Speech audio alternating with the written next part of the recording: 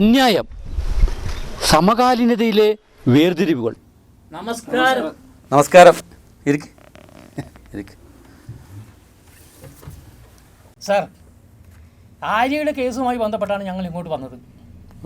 യദുവിന് നീതി കിട്ടണം. അത് അത്ര എളുപ്പമുള്ള കാര്യമല്ലെന്ന് ഞങ്ങൾക്കറിയാം.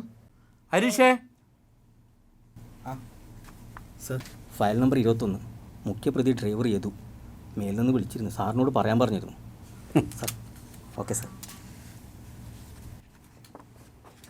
ഇത് 441 ക്രിമിനൽ ട്രസ്പാസ്, അതായത് അതിക്രമിച്ച് കടക്കൽ. ഇനി എത്ര ഉന്നത തലങ്ങളിൽ ഇരിക്കുന്നവരായാലും അതിക്രമിച്ച് കടക്കാൻ ഇവിടെ ആർക്കും അവകാശമില്ല. റോഡിലെ സീബ്ര ലൈൻ അതിക്രമിച്ച് കയറി, അതും സത്യപ്രതിജ്ഞ ചെയ്ത 2 പേർ. ഇതങ്ങനെ അങ്ങോട്ട് ഒതുക്കേണ്ട കാര്യമല്ല. അതിപ്പോൾ അങ്ങനെ അങ്ങോട്ട് കൊട്ടിഘോഷിക്കേണ്ട കാര്യമൊന്നുമില്ല. ഒരു മിടിമിടിക്കായ കുട്ടി വളർന്നു വരുമ്പോൾ നമ്മൾ അവളെ പ്രോത്സാഹിപ്പിക്കുകയല്ലേ വേണ്ടത്. എങ്ങനെ എങ്ങനെ എങ്ങനെ ഇത് കുറേ അങ്ങോട്ട് പുളിക്കും. ഇതിപ്പോൾ മറ്റാരും ആണെങ്കിലോ ഈ KSRTCയിലെ RPL 101 നമ്പറിലെ മെമ്മറി കാർഡ് എങ്ങോട്ട് പോയി? ഇതാരെങ്കിലും കണ്ടവരുണ്ടോ?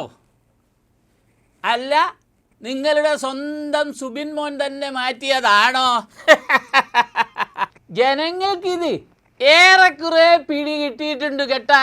അല്ല, യാത്രകൾ വെട്ടിച്ചുരുക്കി മുഖ്യമന്ത്രി ഇങ്ങോട്ട് വരുന്നുണ്ട്. ഏറെക്കുറെ തീരുമാനമാകും. അങ്ങ് ഡൽഹിയിൽ പാവങ്ങളുടെ കുടിലുകൾ JCB കൊണ്ടുവന്ന് തകർക്കുമ്പോൾ നിങ്ങളുടെ സഖാവ് വൃന്ദ കാരാട്ട് നെഞ്ച് വിരിച്ച് പാവങ്ങളുടെ കണ്ണീരൊപ്പി എന്നുള്ളത് ഒരു സത്യമാണ്. അതുപോലെ ഇതൊരു തനിയാവർത്തനമാക്കാനുള്ള ശ്രമമാണോ എന്നാണ് എൻ്റെ സംശയം.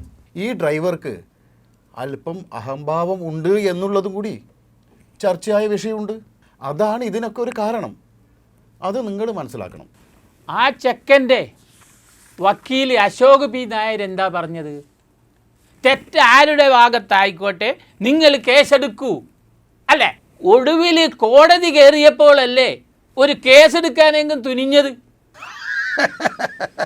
ഈ പിട്ടലിലെ വിളവെടുത്താൽ വിളവ് ചട്ടയാകും.